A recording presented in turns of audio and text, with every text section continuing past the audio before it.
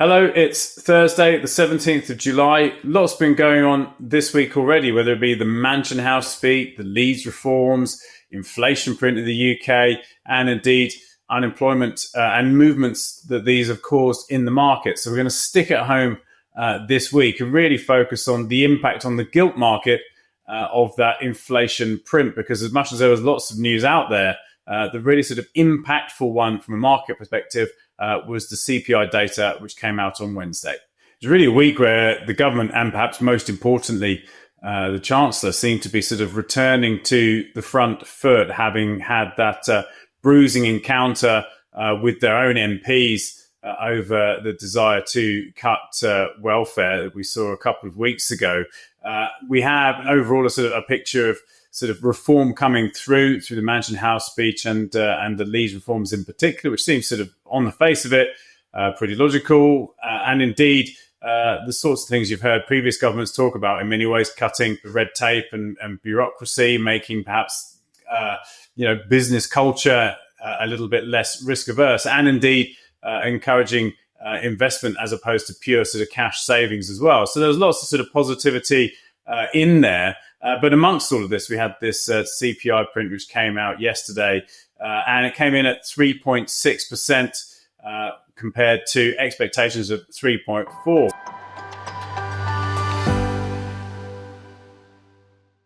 So it has been a sort of pretty meaningful move back up. And in fact, inflation was only in the twos. I think it was a 2.6, I think it was, back in March this year. So a sort of reasonably meaningful move back up in inflation in the UK over the last few months.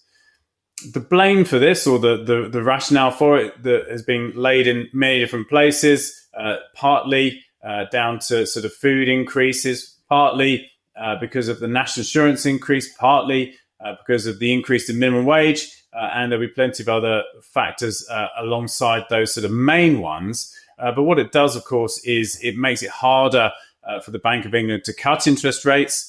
The inflationary pressures is the main way you're trying to manage inflation through the Bank of England base rate policy.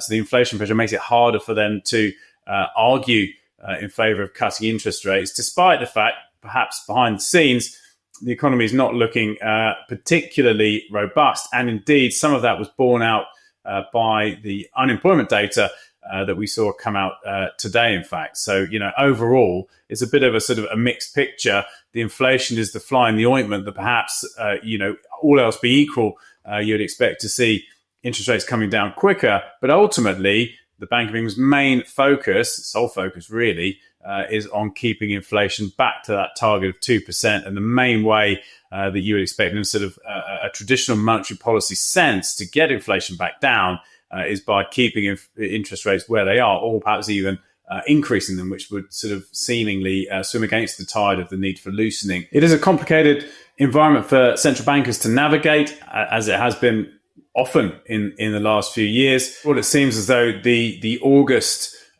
interest rate cut is broadly expected, but the overall market pricing for interest rate cuts in the UK for the rest of the year is now 43 basis points. So it's just below what would normally be perceived to be two cuts of 25 basis points each at 50 basis points. So it's somewhere between 1 and 2, which is closer to 2 still being priced in.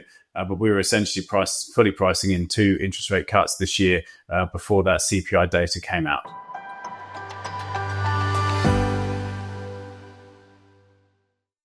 The main move in terms of markets over this week has been an increase in gilt yields back up to the 10-year, back up to 4.66% the last time I looked.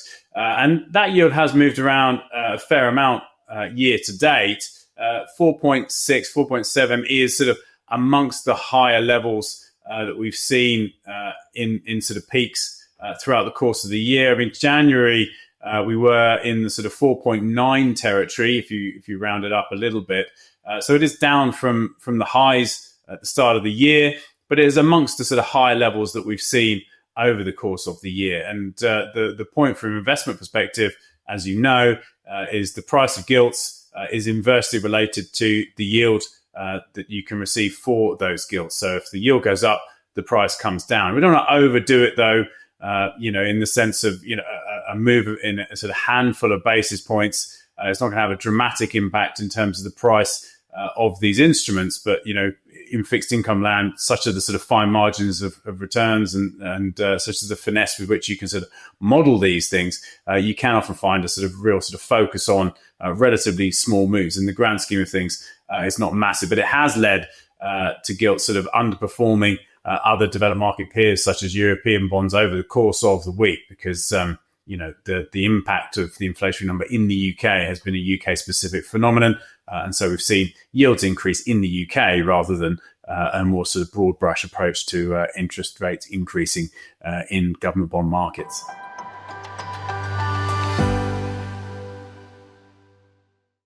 So overall, the impact in terms of our TAA will be a modest one over the course of the week. We actually have gilts as a 3 out of 5 in our scoring methodology. We think these sorts of prevailing yields, the 4.5s or 4.6s, for example, are pretty attractive, and they do give you a real yield in the sense of that prevailing interest rate you're getting from that 10-year bond is higher than even the higher rate of inflation that we've seen come through this week. So you're getting a meaningful real yield from the asset class. We do believe it's attractive.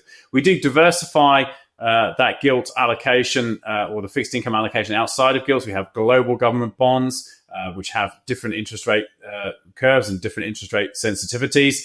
We also have other investments in other parts of the fixed income market, such as credit. We've got global credit, UK investment grade credit, and also high yield investments as well. That's less of a sort of generally robust diversifier in the portfolios. It is a bit higher in the risk curve, if you like, but it is still a fixed income cohort of instruments, and so it does provide a fixed income role. Also in gilts, we have the short duration allocation, which is generally sort of lower tenor debt.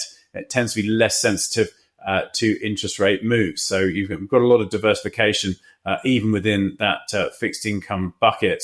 And then the other point to think about, of course, is the purpose of fixed income generally is there to provide diversity to the equity portion of portfolios. The equity is really the sort of long-term returns drivers in the portfolios, and the gilts and other fixed income instruments are there really to sort of provide ballast and diversification. So if gilts have sold off a little bit over the course of the week, how have equity markets done? And generally speaking, equity markets are still sort of in pretty solid shape.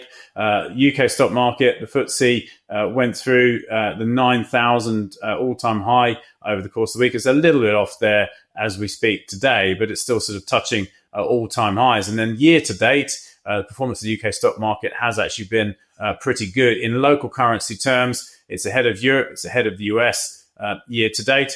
If you translate the European and the US return back into sterling, Europe actually sort of gets its nose ahead because of the strength of the euro versus sterling over that period. But conversely, if you translate the US stock market's return into sterling, you get a headwind come through from dollar weakness, and so actually the US falls further back. So overall, the UK stock market offering up decent year-to-date returns for investors, and as you know, we've got a decent sort of allocation to the UK in our multi-asset funds and portfolios. But again, all of this really sort of is a good reminder to over the short term, asset classes move around, and having a diverse range of different returns drivers in the portfolios and the funds is a great way to sort of reduce your sensitivity to any one particular risk factor out there. That's it from me. Have a great weekend when you get there, and we'll see you next time.